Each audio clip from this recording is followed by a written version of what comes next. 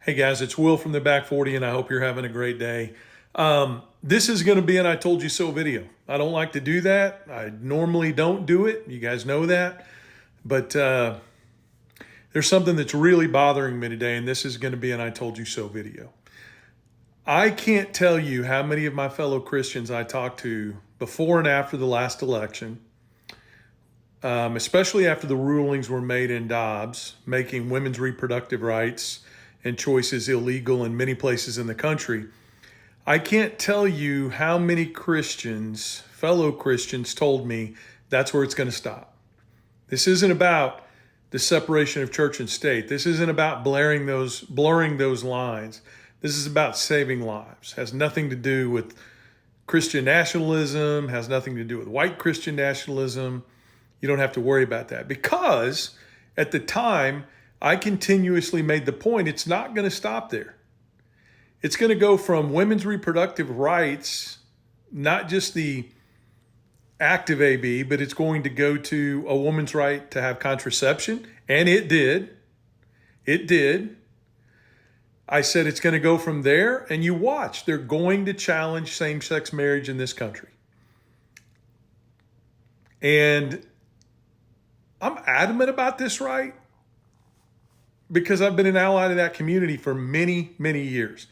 Starting in 1992, when as a dumb country boy, I sat at a table during that campaign with several members of the LGBTQ plus community, not even knowing that they were a part of that community, and being educated on why it was important for that community to have those rights. Not only because they wanted to be able to marry the person that they loved, but what it meant from them from a health perspective, an insurance perspective, a benefits perspective, etc.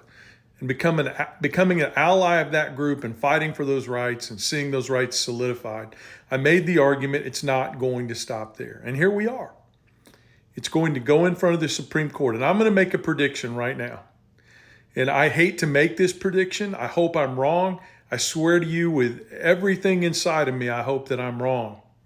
But I really think that what they're going to do with same-sex marriage is the same thing that they did with Dobbs. I think they're going to say, we're sending it back to the states to be decided.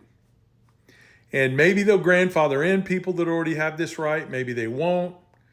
But I think what we're going to see, this is just my gut feeling, that's all it is that we're going to see something similar to what we saw with Dobbs, that they let the states decide. And you're going to have states around this country that decide same-sex marriage is no longer legal. And you'll have states where you can marry the person you love, states where you can't, and whether or not they'll grandfather the marriages that are already in place, you never know. And I'm telling you, what else are they going to go after? This wasn't about saving lives. This was about tearing down the wall of separation between church and state. And this proves it. There are no lives being saved by doing this. This is enforcing a narrow viewpoint of Christianity onto the rest of society. Because not even all Christians support this. The bottom line is you have to completely ignore the words of Jesus Christ and reach into other parts of the Bible to find any justification at all, even in Christianity, for these actions. And it certainly has no place in the everyday function of government, especially in a country like ours. So this is my big fear. This is what I'm worried is going to happen. And I hope I'm wrong. I hope I'm wrong. But I told you so. And if you know, you know. If you're a friend or a family member that I had this conversation with before and after the election, it's proving to be true. And you were wrong, and we were right. And I hope that the ramification of that is not that we just draw up lines, but that in your heart of hearts, because you said this was not going to happen and now it is, maybe you will completely reevaluate what's happening in this country and what the desire of these people is. Christian nationalists to build a government, a judicial system and framework, and an executive framework on the hierarchy of Christianity built on the replacement theory and all of the other things that come with that. And that should scare the hell out of you, especially if you're a Christian. Because in the end, it's going to be those Christians that try to tell other Christians what Christianity really is. And then you're going to find yourself, if your Christianity doesn't fit into that mold. And I'm looking directly at you, fellow Episcopalians and Methodists and Lutherans.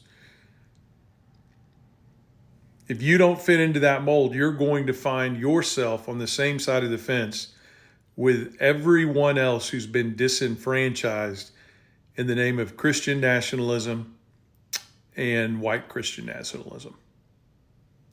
So we told you so. Now let's go do something about it.